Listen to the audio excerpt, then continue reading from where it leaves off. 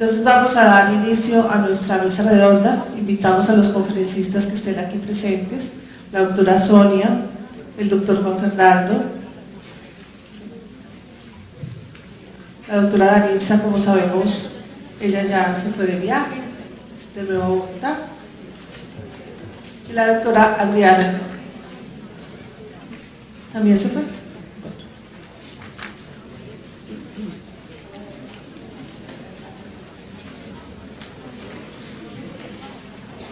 Entonces aquí están el doctor Juan Fernando y la doctora Sonia. Si alguien quiere hacer una pregunta, entonces nosotros les pasamos el micrófono.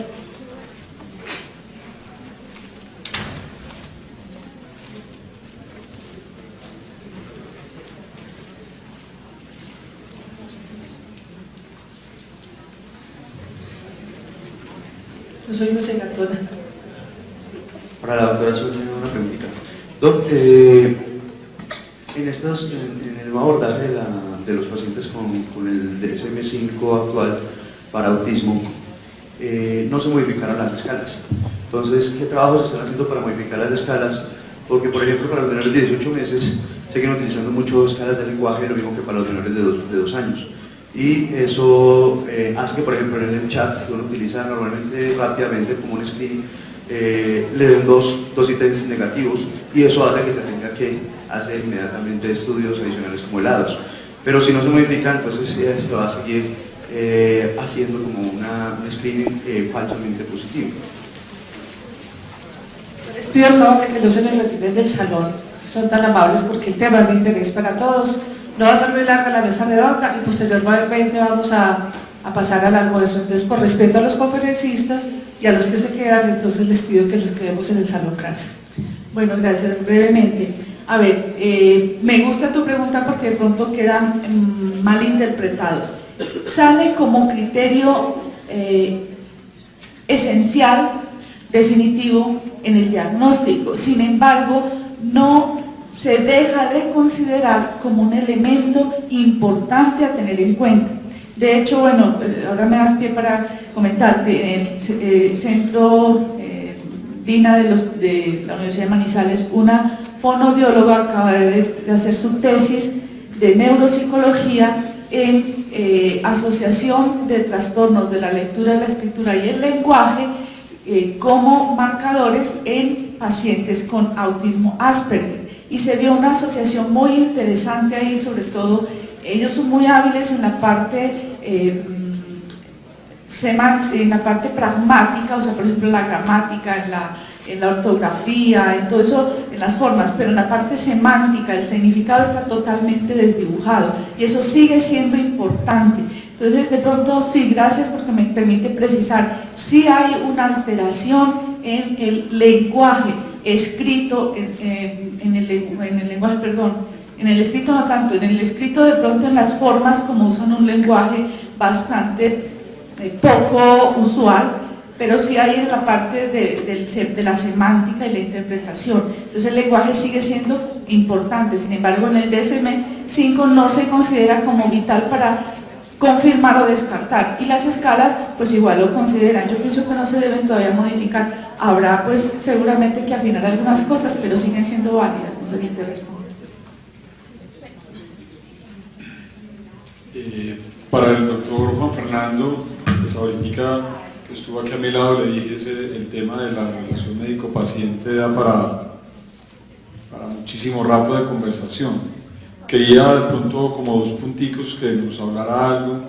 Uno, pues hoy en día el médico tiene, a diferencia de lo que antes se hacía, que era que el médico escribía en su historia clínica, está en un computador. Muchas veces la pantalla del computador impide inclusive estar en contacto visual con el paciente.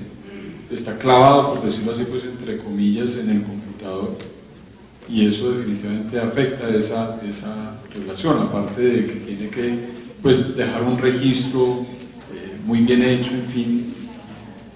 Ese es un punto. Y el otro, el referente que usted también lo mencionó, del exceso de información de los padres. Entonces quería que nos tocara con esos 2 punticos. Con mucho gusto. Ese primer punto De verdad que hacer una buena relación médico-paciente en las condiciones actuales en que trabajamos es un reto inmenso. La disminución de la comunicación visual, que en el caso específico de la pediatría debe hacerse con el acompañante del niño y con el niño, y que todos sabemos que nos permite, cuando estamos al frente, establecer una serie de elementos bien importantes. Un diagnóstico de una madre sobreprotectora lo puede hacer antes de examinar el niño, de un niño que de pronto está hiperactivo también lo puede hacer. Puede mirar a un niño si está cianótico, si tiene dificultad respiratoria, si está desconectado mientras uno hace la anamnesis, por ejemplo. Hoy en día se ha dificultado muchísimo con la necesaria utilización del computador. Yo creo que el computador en el consultorio médico deshumaniza y dificulta mucho la relación. Y son muchas las quejas de pacientes adultos que dicen, doctor, es que el ginecólogo ni me miró, él era mirando la pantalla del computador y como exasperado, como buscado, llenando códigos y cosas, y que el sistema se está cayendo, todo este mundo de cosas que generan un medio ambiente el menos propicio para una empatía, para una comunicación de las existencias, como diría Ignacio Lerner alguna vez, que es tan importante en la relación médico-paciente.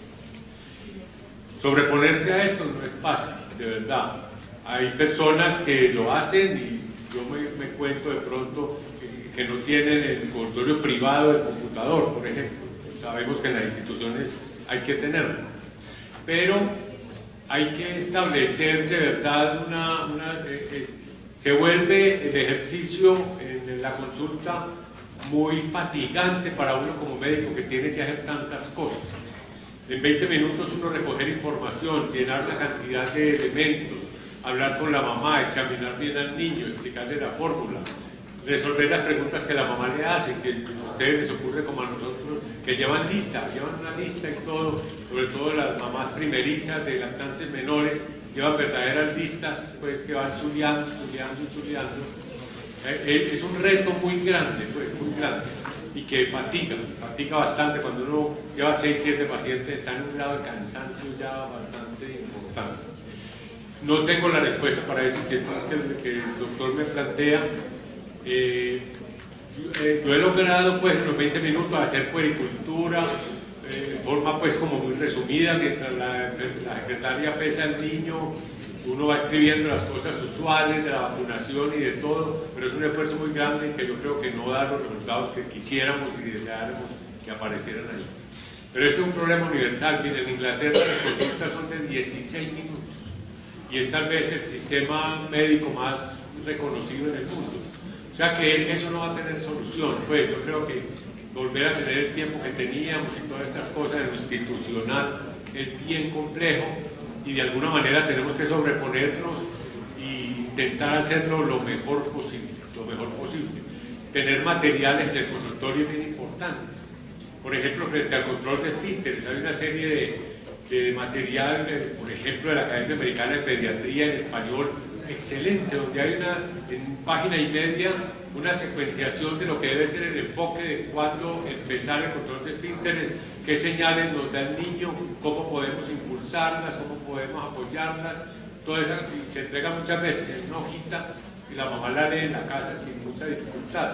Tenemos que ayudarnos, ser muy reactivos en eso, darle a la gente direcciones en la web. Quiero aprovechar para hacer propaganda de nuestra página de Crianza y Salud, www.crianzasalud.com.co, que en los aspectos usuales de la puericultura, frente a un niño con pataleta, por ejemplo, hay artículos que le permiten un enfoque lógico, diría yo, del proceso, entendido como un hito del desarrollo, y en una hojita puede haber información que le ayude y que le sirva en un momento determinado. Tenemos que echarle mano a todas esas cosas para tratar de optimizar ese tiempo tan escaso.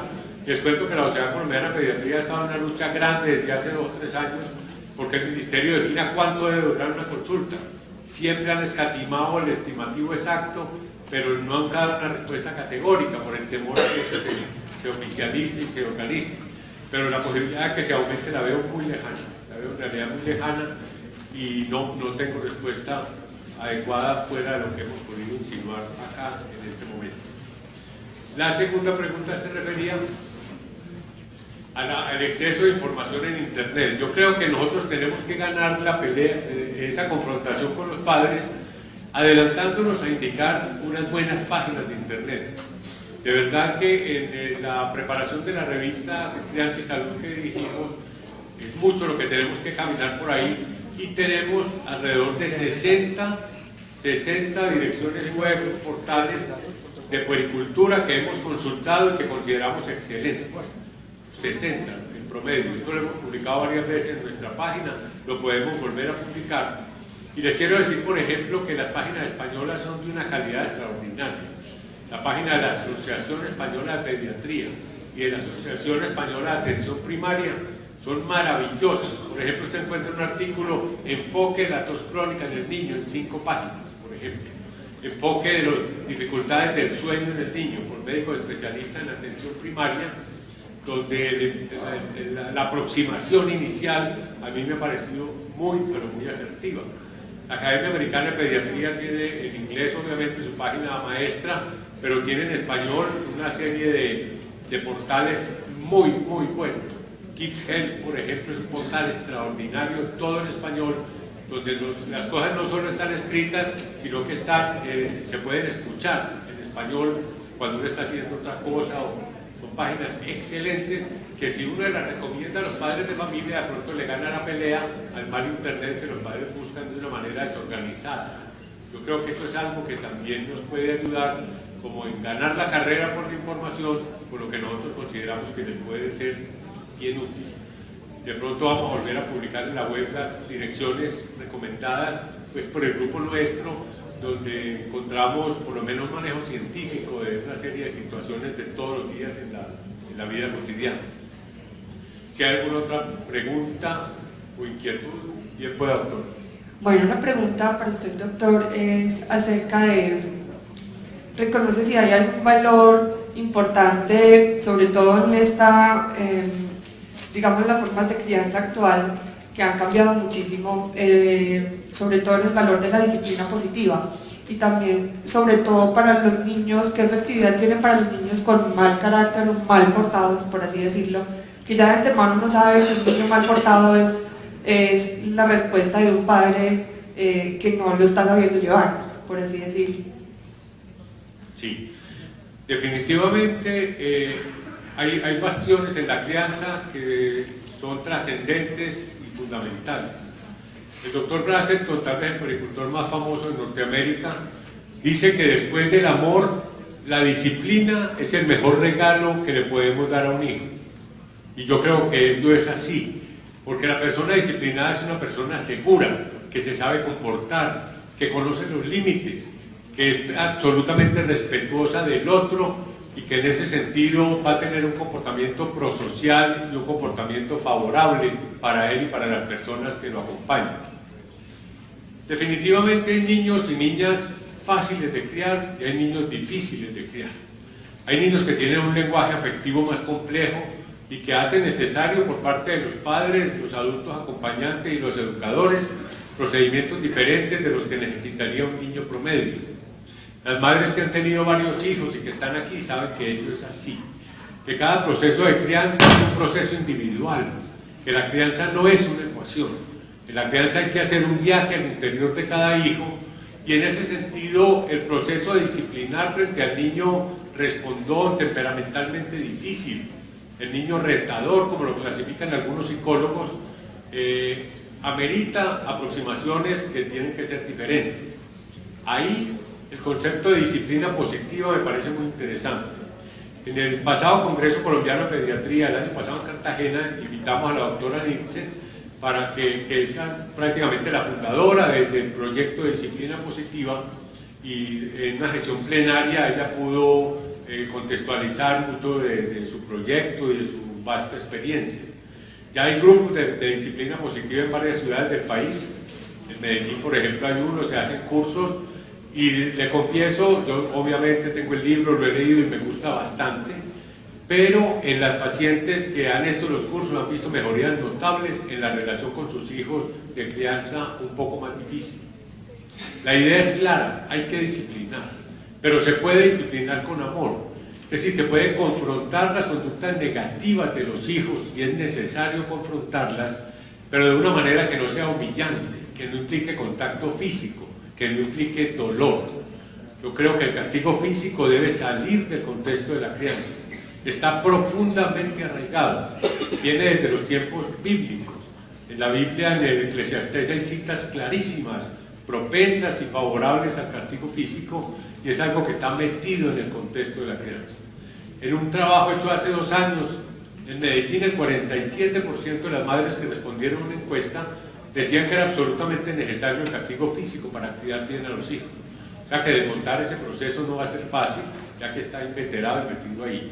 La disciplina positiva me parece una alternativa interesante, me parece una aproximación digna, diría yo, al proceso, y permite la solución de muchas dificultades que a los padres nos angustian mucho.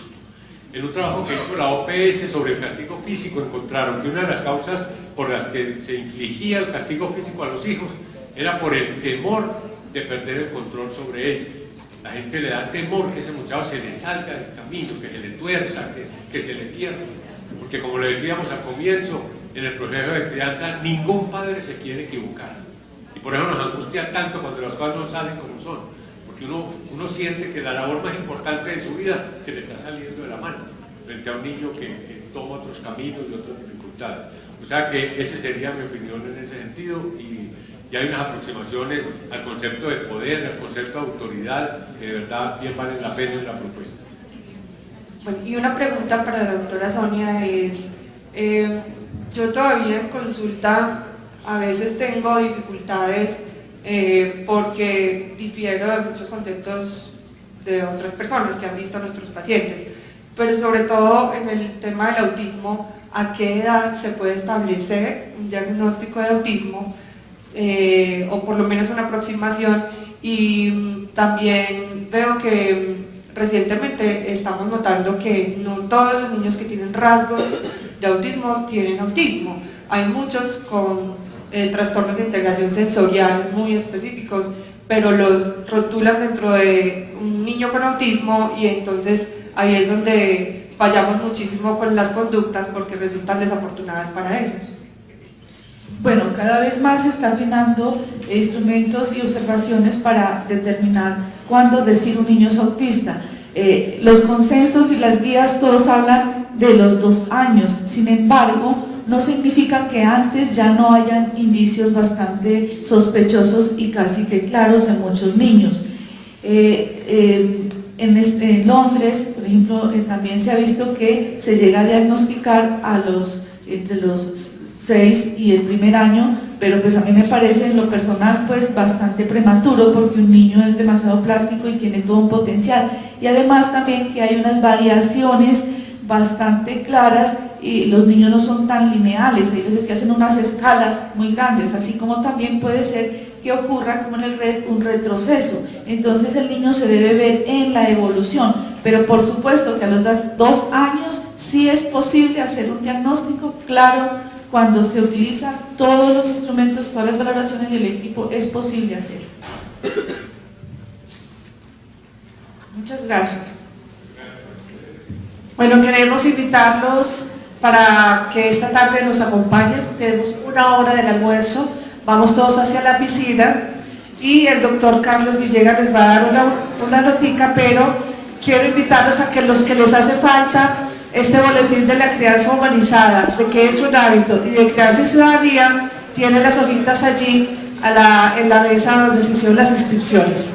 Hablando de las páginas, entonces los quiero invitar a esta página que es www.pediatriacaldas.com, que es organizada, dirigida desde el programa de especialización en pediatría de la universidad, y donde van a encontrar, como decía el doctor ahorita, el doctor decía ahorita, van a encontrar cosas importantes tanto para ustedes como médicos, como para las familias, de recomendaciones prácticas en cuanto al cuidado del niño.